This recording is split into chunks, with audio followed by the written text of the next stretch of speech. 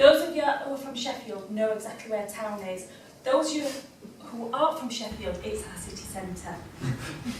So I was walking through the Peace Gardens and everybody was getting about the business as they do. Normally walking through, taking no notice, because we're British, we don't contact. And I heard a commotion behind me. You're absolutely useless. What was the point in that? Have you seen the state of you? You are worthless. You are not good enough. My flabber was gasted. I turned around and I couldn't believe it. I expected to see a couple having a real good old barney. But they weren't. It was one woman on her own. And I see things, not in a Haley Joel Osment kind of way, but I do sort of see how people communicate with themselves. And there she was. That was her internal dialogue. That was how she was speaking to herself. That was her inner voice. She was telling herself she wasn't good enough. And she believed that. That was her truth. So I looked at her and I said, how does it get better than this? Now my name's Elaine Mitchell and I'm an empowerment coach. And what I do is I help people to get better than this. I help them to get rid of that inner voice. Because how many of you guys can actually relate to that? You feel that you're not good enough. You've had a bad experience, so you'll never try anything new again, just in case it happens. You've got worries, you've got stresses. We've all got lives. And you've got that inner voice. Can anybody relate to that? We all listen to that voice. We listen to that voice that speaks to us how we would not speak to anybody else. Why do we do it? I don't know, but we do, and we always have done as we've grown up. That is how we've developed. I help people to get into a space, like Bilal said, of authenticity, to get into your true space so you can do exactly what you're meant to do, regardless of what that is, whether it is to set up a fantastic taxi company, or whether it is to write and publish a book, or whether it is just to be the best version of yourself, which isn't a just to be, by the way, because that's all you can possibly be. And how do I do that? Well, I think it's really, really important that you understand that it's not all about mindset. It's not all about what's going on up there. And I think especially in this digital age, when we're scrolling through Facebook and you see all the posts that say mindset is everything, I'm going to call BS on that because I don't think it is. I think, yes, it's important, and I will show you a tool with regards to that right at the end. It's very, very important. But if your mind is saying something, and this inside here is saying, actually, no, it's not because you're not good enough, which one's going to win? Which one is going to win? It's not going to be this. And you're going to end up poorly, or not being able to be the best version of yourself. So, I just want to show you an example because a lot of you will be thinking, yeah, that's all right for you to say, you're stood up there, you've got that going on in there and up there, and it's all working fine. However, I'm going to show you that we've all been there, we've all had a moment when we've been there, when we've been truly authentic, when we've stepped into our empowerment, and when we've stepped out of that comfort zone, which Andrew touched on. And Andrew said about we live in this place and just step out of it, just push yourself to do what you want to do.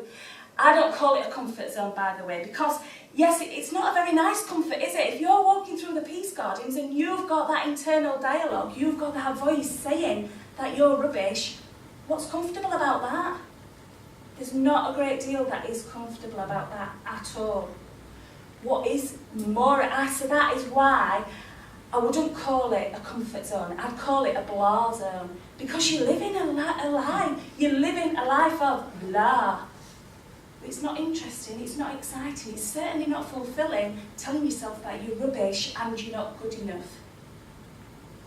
So I want to show you a little exercise, how you can actually get into that space, which is what Lee touched on as well. I was like, no, he's stealing what I'm doing. God. So, make sure your feet are flat on the ground. I'm not going to make stand up or anything like that, but make sure your feet are flat on the ground. The next bit, I want you to close your eyes as well. Now, there's a big clue in this. If you can still see me, you're cheating.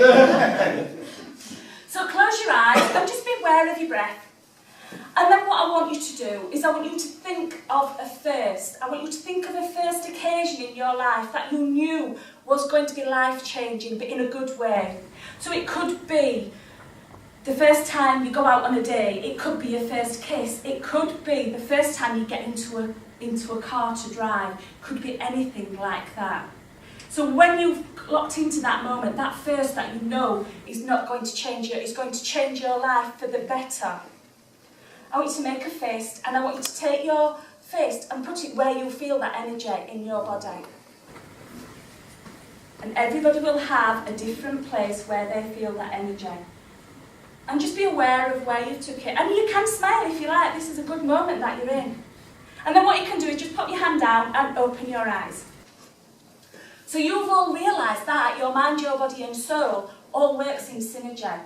You were then, at that moment, in your empowerment zone. You'd stepped into it at that time in your life. You knew what you did was going to be a good thing. You knew you were going to step forward and things would change. It's much better than not being good enough. It's much better than not being good enough. Do you agree on that? We can all get into that space. We can all find that by being our true, authentic self. I work with a system called the Power of Three. I've not got time to go into 3 things, but I did promise a gift to everybody before I left this evening. I'm going to give you 2. The first one is actually a mindset tool. So I know I said mindset is BS, but it's not. It's only BS long term. But this works very quickly, and I guarantee if you use this tool, this technique, for the next week, your life will change. No doubt about it. Your life will change for the better. Because what happens is when we're in that blah zone, as heads are down, our emotions are down, and we're looking for the bad things. Have you ever had a day when you think, how can it get any better than this? What's next? That's what we say, isn't it? Oh, bad luck comes in 3, so we look for the 3rd thing. And there we go, we do that. What you need to do is, follow me guys, is raise your dominant hand in the air. Pivot your elbow back so your hand is now touching the back of your head, and then just slide your head from left to right or right to left. Just once. And what you guys have just done, you can put your hands down now. Don't want you looking silly on that. What you've just done is you have switched on your peripheral vision. Massive, massive thing, your peripheral vision. You've switched it on, and that opens up opportunities. It opens up the idea that things can get better. The magic words that you need are, how does it get better than this? How does it get better than this? You ask that question rather than, ooh, what's next? You ask, how does it get better than this? And you will look for opportunities. You will find the opportunities, and you will see the difference. Can you see how that'll work? It's just so empowering. It absolutely works. So that's my gift to you, those few words. You don't have to walk about going, oh, I've switched it on. That is a bit of a mind connection there. You've switched it on. It is just a case of using those words, either out loud or internalising them. But you're then making your brain, your mind, your body and your soul work together, because your unconscious mind, this bit down here, is thinking, whoa, we've never had this before, we've never had options to look for good or opportunities, and it all starts to work together, and it steps you into your empowerment zone. So my name's Elaine Mitchell. I am an empowerment coach.